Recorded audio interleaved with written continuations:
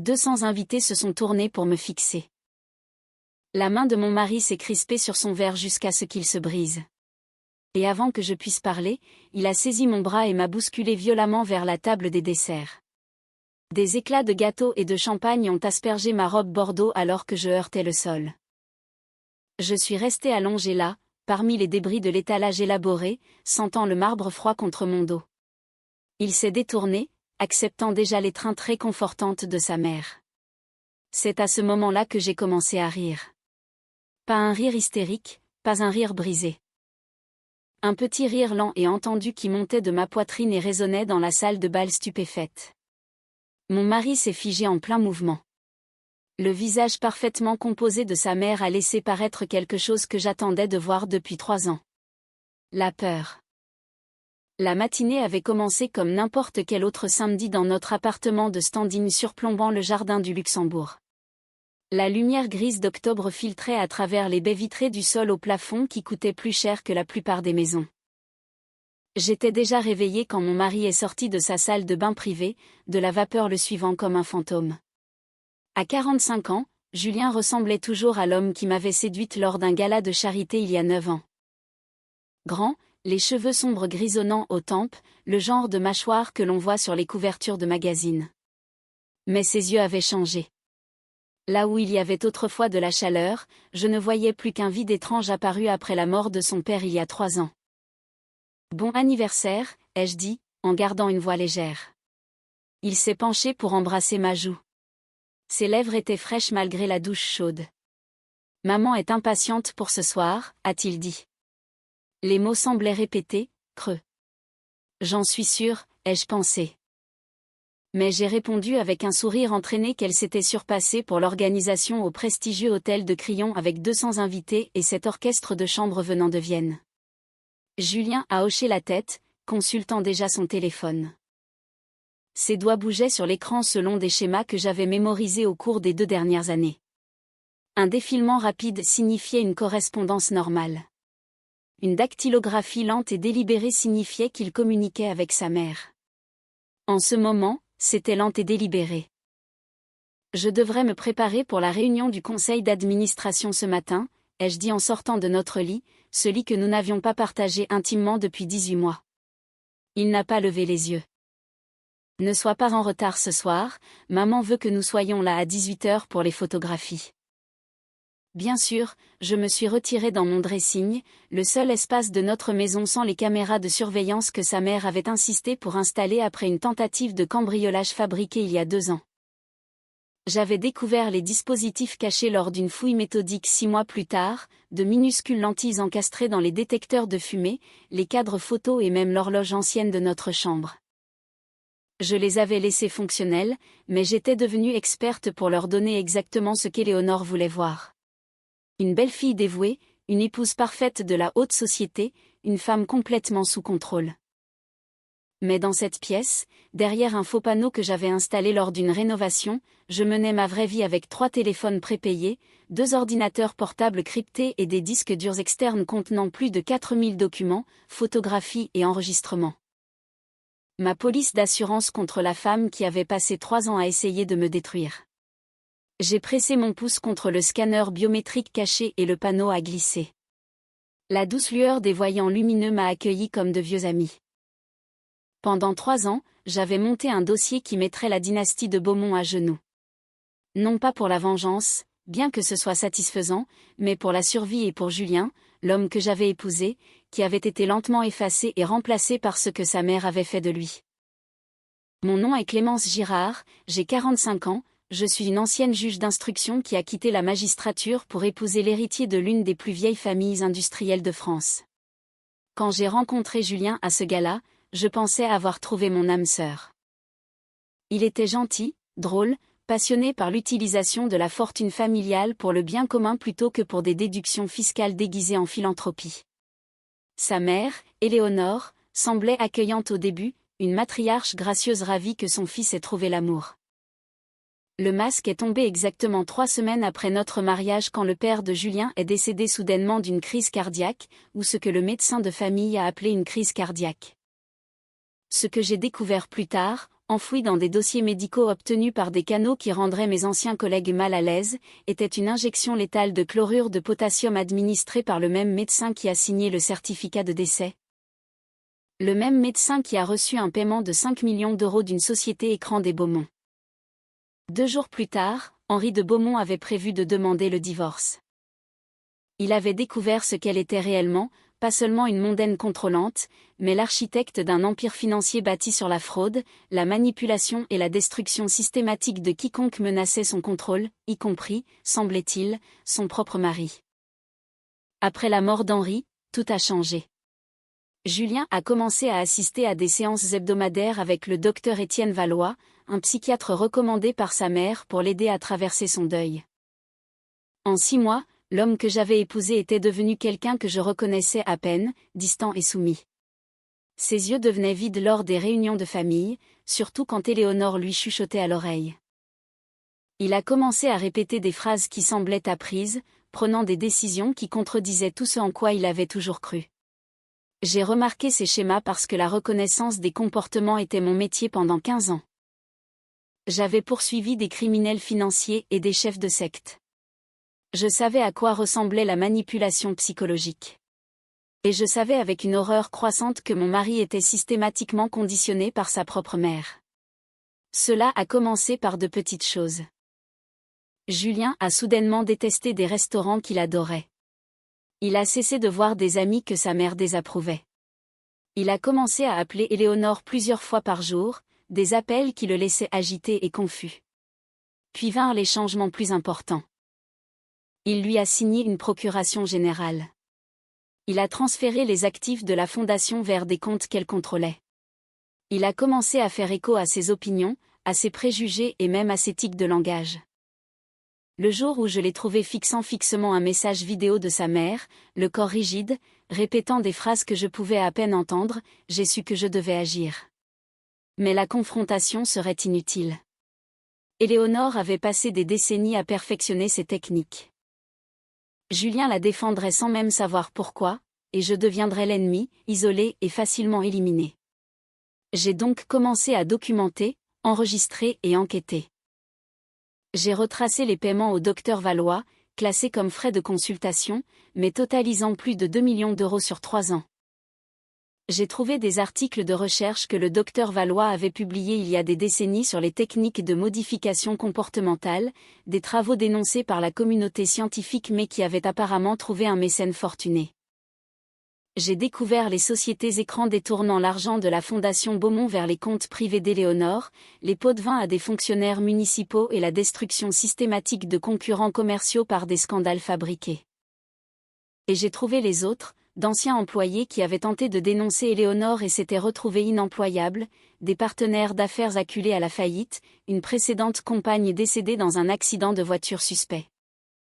Un schéma s'étendant sur 40 ans, menant tous à une seule conclusion. Éléonore de Beaumont était un prédateur qui avait fini par retourner ses techniques contre son propre fils pour assurer un contrôle total sur l'empire familial. J'ai regardé ma montre, il était 7h15, l'heure de redevenir Clémence Girard, l'épouse dévouée, l'accessoire parfait, la femme qui ne soupçonnait rien. Ce soir, lors de la célébration des 45 ans de mon mari, Éléonore allait déclencher le piège qu'elle préparait. J'avais vu les signes au cours du mois dernier, des réunions secrètes avec ses avocats, des conversations à voix basse avec Julien qui le laissait plus absent que d'habitude. Une nouvelle intensité dans la façon dont elle me regardait, comme si elle prenait mes mesures pour un cercueil. Mais ce soir, je serai prête. Mes contacts à la police judiciaire, entretenus avec soin pendant 3 ans, étaient en attente. Mon dossier de preuves, assemblé avec une précision de juge, était chargé et prêt sur un déclencheur de sécurité lié à l'accéléromètre et au GPS de mon téléphone. Un faux mouvement, un acte de violence, et tout serait envoyé simultanément aux autorités fédérales, au journal Le Monde et à tous les grands médias du pays. J'ai choisi une robe d'un bordeaux profond pour la soirée.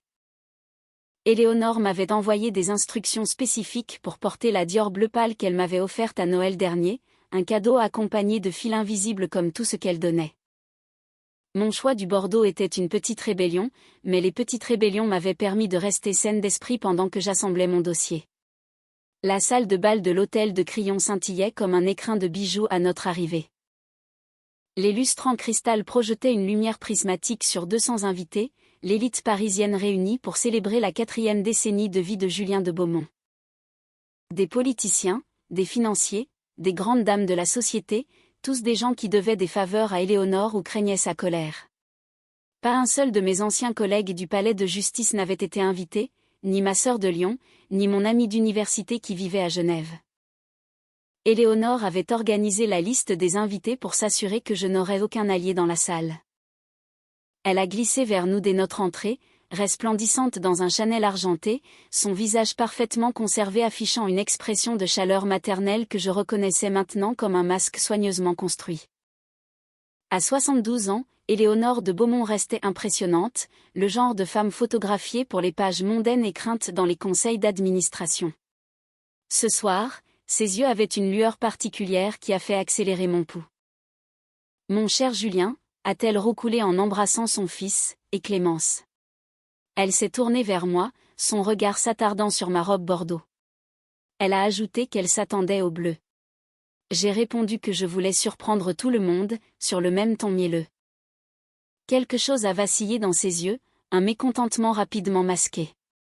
Elle a passé son bras sous le mien et m'a conduite à travers la foule, me désignant des invités importants comme si je ne pouvais pas identifier moi-même chaque fonctionnaire corrompu et chaque juge compromis. Le sénateur Morel, le juge Lefebvre, le préfet de police, tous sur la liste de paix des Beaumont d'une manière qui serait très intéressante pour les enquêteurs. L'heure du cocktail est passée dans un flou de baisers aériens et de félicitations creuses. J'ai circulé avec précaution, jouant mon rôle tout en suivant les mouvements de 3 personnes spécifiques. Éléonore, qui ne s'éloignait jamais de Julien. Le docteur Valois, qui s'était positionné près de l'estrade principale avec une vue directe sur mon mari.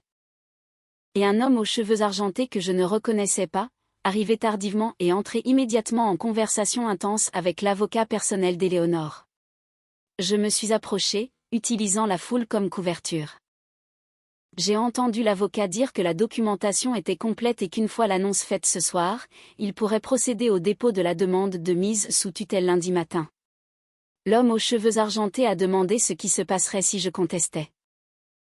L'avocat a répondu avec un sourire qui m'a donné la chair de poule qu'Éléonore avait des preuves vidéo qui rendraient toute contestation inopportune car le passé d'instabilité de Madame de Beaumont serait bien documenté d'ici là. J'ai compris alors que ce soir n'était pas seulement une question d'humiliation. Éléonore prévoyait de me faire déclarer mentalement inapte pour m'enlever toute légitimité juridique afin que toutes les accusations que je pourrais porter soient rejetées comme les délires d'une femme dérangée. L'annonce de l'infidélité n'était que la première salve destinée à créer un dossier public de ma prétendue trahison avant que le véritable assaut juridique ne commence. Mon téléphone a vibré silencieusement, un message de mon contact à la police judiciaire indiquant qu'ils étaient prêts.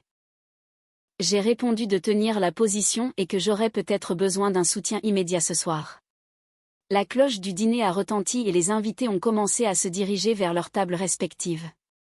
J'ai trouvé ma place à côté de Julien, directement en face du docteur Valois. Éléonore commandait le bout de la table comme une reine sur son trône, ses yeux me suivant constamment. Avant de commencer notre repas, a annoncé Éléonore en tapotant sa flûte de champagne avec un couteau en argent, je veux partager à quel point je suis fière de mon fils, 45 ans à porter l'héritage des Beaumont avec grâce et dignité. Julien a souri mécaniquement. J'ai remarqué sa main gauche tapotant un rythme contre la nappe, le même schéma que j'avais documenté des dizaines de fois, une réponse au stress déclenché par la proximité de sa mère. Le mariage est sacré, a continué Éléonore, son regard glissant vers moi, c'est pourquoi il m'est douloureux de partager ce que j'ai découvert récemment sur la femme que mon fils appelle son épouse. La pièce est devenue silencieuse. 200 visages se sont tournés vers moi avec un intérêt prédateur. Pendant 3 ans, a dit Éléonore d'une voix empreinte d'un chagrin répété, j'ai protégé mon fils de la vérité, mais je ne peux plus me taire. Elle a sorti son téléphone et l'a brandi, montrant une photographie que j'ai reconnue instantanément parce que j'étais là quand elle a été prise. Mon ancien collègue Marc-Antoine me serrant dans ses bras lors de l'anniversaire de sa femme en mars dernier, une étreinte amicale entre vieux amis déformée par l'angle et le contexte en quelque chose de sordide. Éléonore a affirmé que j'avais été infidèle. Des murmures ont parcouru la foule. J'ai regardé le visage de Julien, j'ai vu la réponse programmée se déclencher.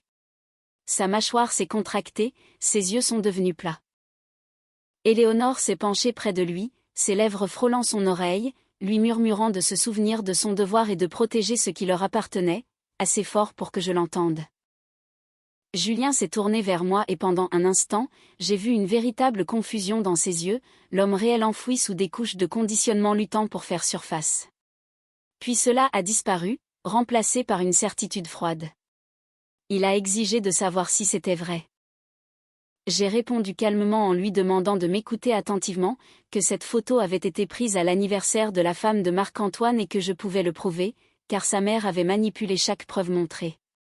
Menteuse, a sifflé Éléonore. Son masque glissait, son désespoir apparaissait. Elle a crié qu'elle avait des documents, des témoins et que ma trahison s'arrêtait ce soir. C'est alors que Julien a saisi mon bras et m'a poussé. La force m'a fait trébucher en arrière contre la table des desserts. Le cristal et la porcelaine se sont brisés autour de moi alors que je m'écrasais au sol. Le champagne a imbibé ma robe bordeaux alors que je gisais parmi les ruines d'un gâteau à 5 étages. Le silence était absolu. 200 membres de la haute société parisienne fixaient avec un choc glacé l'héritier de la fortune Beaumont debout au-dessus de sa femme comme un bourreau. J'ai senti l'impact s'enregistrer sur les capteurs de mon téléphone. Mon dispositif de sécurité était armé. Un autre déclencheur vérifié et tout serait diffusé. Mais je n'avais pas besoin du système automatique. J'avais tout ce qu'il me fallait ici et maintenant. J'ai commencé à rire. Cela a commencé par un petit rire, doux et entendu, montant de ma poitrine. Julien s'est figé. Le visage de sa mère est devenu pâle sous son maquillage parfait. Le son a grandi, résonnant dans la salle de bal silencieuse, transportant chaque once de triomphe amer que j'avais caché pendant 3 ans. C'est parfait, ai-je dit en me relevant. Absolument parfait. J'ai essuyé le gâteau sur ma robe, ne me souciant pas de la soie ruinée. Merci, Éléonore, vous n'auriez pas pu mieux organiser cela si vous aviez essayé. La confusion a envahi le visage d'Éléonore. Ce n'était pas dans son scénario. L'épouse humiliée était censée pleurer, supplier, peut-être lancer des accusations sauvages qui soutiendraient le récit de l'instabilité. Elle n'était pas censée rire. Elle a demandé de quoi je parlais. J'ai répondu que je parlais du fait que tout le monde dans cette pièce venait de voir son fils commettre une agression. Je me suis tournée pour m'adresser à la foule en adoptant le rythme des prétoires que j'avais perfectionné pendant 15 ans. Vous avez tous regardé Julien de Beaumont, sous les instructions directes de sa mère, attaquer physiquement sa femme devant la caméra. J'ai désigné les dizaines de smartphones toujours levés sous le choc. Éléonore a bafouillé que j'étais clairement déséquilibrée et a ordonné à Julien de m'aider car j'avais besoin de soins médicaux. Mais Julien ne bougeait pas. Il regardait ses mains comme s'il les voyait pour la première fois. Ses yeux avaient perdu leur vide plat, remplacé par quelque chose que je n'avais pas vu depuis 3 ans, l'horreur. L'homme sous la programmation luttait pour remonter. Il a murmuré pourquoi il avait fait cela. Je me suis tournée vers Éléonore, regardant la peur s'épanouir sur ses traits. J'ai annoncé à la foule de vérifier leur téléphone, que certains avaient reçu un courriel au cours des 30 dernières secondes et que les autres le recevraient dans l'heure. Le premier signal de notification a retenti au fond de la salle, puis un autre, puis une cascade de bips alors que mon dossier de preuve arrivait dans les boîtes de réception de toute la salle de bal. Le juge Lefebvre a demandé ce que c'était, le visage blême devant son écran. Des preuves, ai-je répondu calmement, 3 ans de documentation prouvant qu'Éléonore de Beaumont a orchestré le meurtre de son mari Henri. Qu'elle a systématiquement conditionné son fils Julien par l'intermédiaire d'un psychiatre nommé Étienne Valois en utilisant des techniques classées comme torture psychologique. Que la Fondation Beaumont a blanchi environ 400 millions d'euros via des programmes caritatifs frauduleux. Et que beaucoup d'entre vous, j'ai balayé du regard la foule paniquée, avez été complices en couvrant ces crimes. Le docteur Valois avait commencé à se diriger vers la sortie. Je l'ai interpellé directement, lui suggérant de rester car les agents de la police judiciaire arrivant dans le hall auraient des questions sur les recherches qu'il menait sur Julien. J'ai précisé que le terme technique était la programmation psychologique coercitive, les mêmes techniques utilisées sur les prisonniers de guerre, appliquées à un patient sans consentement pendant 3 ans. Valois s'est figé. Son détachement clinique s'était évanoui, remplacé par le calcul paniqué d'un homme réalisant que ses alibis s'effondraient. C'est insensé, a dit Éléonore, mais sa voix avait perdu son pouvoir. Elle a crié que je fabriquais tout et a ordonné à Julien de dire que j'étais une menteuse. Mais Julien s'était effondré sur une chaise, la tête dans les mains. Son corps était secoué de tremblements alors que des années de souvenirs supprimés commençaient à ressurgir. Il a marmonné à propos des séances, des vidéos, des mots qu'elle lui faisait répéter, disant qu'il ne pouvait plus penser ni choisir. C'est le conditionnement qui se brise, ai-je dit doucement en m'agenouillant à ses côtés malgré la douleur de ma chute. Votre mère et le docteur Valois ont programmé vos réponses depuis la mort de votre père par des médicaments et des commandes verbales répétitives. Mon père, a dit soudainement Julien, ses yeux rencontrant les miens, vous avez parlé de sa mort, qu'est-il vraiment arrivé à mon père? Le silence est retombé sur la salle. Le visage d'Éléonore s'est contracté entre la rage et la terreur. J'ai expliqué que son père avait découvert ce que sa mère était réellement, qu'il allait divorcer et exposer ses crimes financiers, alors elle l'a fait tuer par une injection létale du médecin de famille, précisant que les registres de paiement étaient dans le dossier que je venais de distribuer. Mensonge, a hurlé Éléonore, perdant enfin complètement son sang-froid, cette femme ingrate a corrompu mon fils et maintenant vous croyez tous ses fantasmes. Les portes de la salle de bal se sont ouvertes. 4 personnes en costume sombre sont entrées avec le calme efficace des forces de l'ordre. J'ai reconnu la commissaire Reyes en tête, mon contact principal. Éléonore de Beaumont, a annoncé la commissaire, vous êtes en état d'arrestation pour complicité de meurtre, fraude électronique, blanchiment d'argent et extorsion. Vous avez le droit de garder le silence. Éléonore a exigé de savoir s'il savait qui elle était, menaçant de tout les détruire. Nous savons exactement qui vous êtes, a répondu la commissaire. J'ai regardé alors qu'il me notait Éléonore, sa robe Chanel argentée contrastant avec le métal des entraves. Le docteur Valois était détenu près de la sortie, ses protestations sur le secret médical étant ignorées. Plusieurs invités tentaient de s'éclipser pour trouver d'autres agents bloquant les portes et notant les noms. Julien est resté immobile, regardant sa mère comme s'il la voyait pour la première fois. Il a demandé si, durant toutes ces années, tout ce qu'il pensait croire ou ressentir était réel. J'ai touché son bras avec précaution, lui disant que le début était réel, quand nous nous étions rencontrés et aimés avant la mort de son père, et qu'elle avait essayé d'effacer cette personne mais qu'elle avait échoué car il était toujours là. Je t'ai fait du mal, a-t-il chuchoté, l'horreur l'envahissant alors qu'il réalisait enfin ce qu'il avait fait devant tout le monde. Je lui ai expliqué qu'il répondait à un déclencheur programmé et que son esprit conscient n'avait aucun contrôle, ce que les preuves montreraient pour l'aider à éviter des poursuites pénales. Il m'a regardé avec la première émotion sincère vue depuis 3 ans, demandant pourquoi j'étais restée et pourquoi je n'étais pas partie. J'ai répondu que c'était parce que j'aimais l'homme qu'il était avant qu'elle ne l'atteigne et parce que je ne pouvais pas la laisser faire à d'autres ce qu'elle lui avait fait. Quelqu'un devait l'arrêter.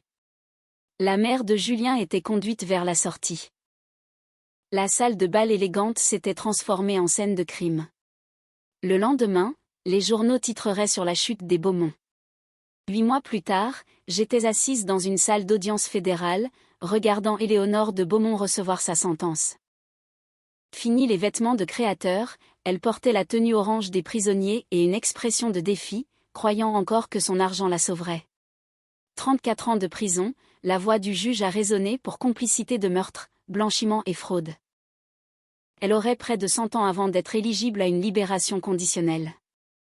Le docteur Valois avait témoigné contre elle pour obtenir une réduction de peine, ses dossiers prouvant tout ce qui avait été fait à Julien.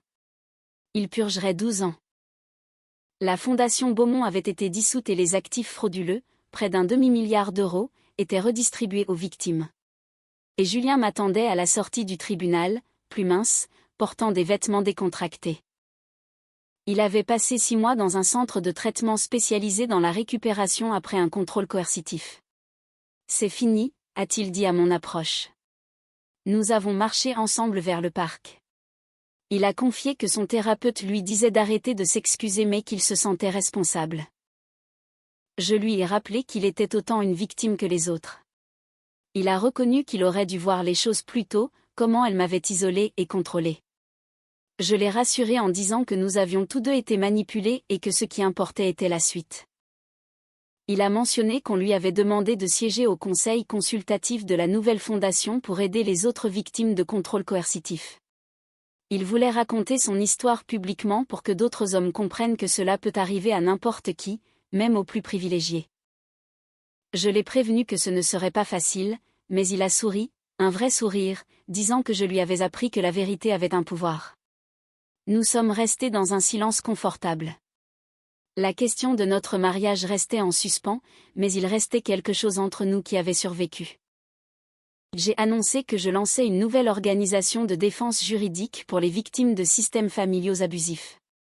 Julien a pris ma main, le premier contact physique volontaire depuis sa guérison, me remerciant d'être resté et de lui avoir donné une chance de redevenir une personne réelle. 6 mois plus tard, lors du gala inaugural de la Fondation pour la liberté psychologique dans un centre communautaire à Saint-Denis, Julien a parlé publiquement.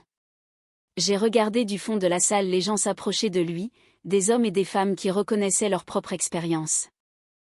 Il m'a rejointe plus tard, épuisé mais plus léger. Il a posé la question que nous évitions, à savoir où nous allions à partir de là. J'ai répondu honnêtement que nous avions besoin de plus de temps, mais que je ne voulais fermer aucune porte. Éléonore purgeait sa peine, son empire était démantelé. Ce qui avait commencé comme une lutte désespérée pour la survie était devenu quelque chose de plus grand. La femme qui avait ri sur le sol de l'hôtel de Crillon ne savait pas ce que l'avenir réservait, elle savait seulement que la vérité valait la peine d'être défendue. La vérité ne se contente pas d'exposer les mensonges, elle crée des possibilités, de l'espace pour la guérison et pour devenir qui l'on est censé être. Éléonore avait passé sa vie à contrôler les autres, et dans le chaos de sa chute, quelque chose d'inattendu avait poussé, l'espoir. Cette histoire est absolument bouleversante car elle met en lumière une forme de violence psychologique souvent invisible et taboue, surtout dans les milieux privilégiés où l'apparence de perfection prime sur tout le reste. Le personnage de Clémence incarne une force incroyable. Au lieu de s'enfuir, elle a utilisé ses compétences professionnelles pour démanteler un système de manipulation complexe. Ce récit nous rappelle que le contrôle coercitif ne laisse pas de cicatrices physiques immédiates, mais qu'il peut effacer l'identité d'une personne aussi sûrement que n'importe quelle autre arme. La chute d'Éléonore est une victoire de la patience et de l'intelligence sur la cruauté pure. C'est un rappel puissant que même face à des adversaires qui semblent intouchables, la vérité, lorsqu'elle est documentée avec précision, finit toujours par éclater. La reconstruction de Julien montre également que le chemin vers la liberté est long et douloureux, mais possible avec du soutien et de la compréhension.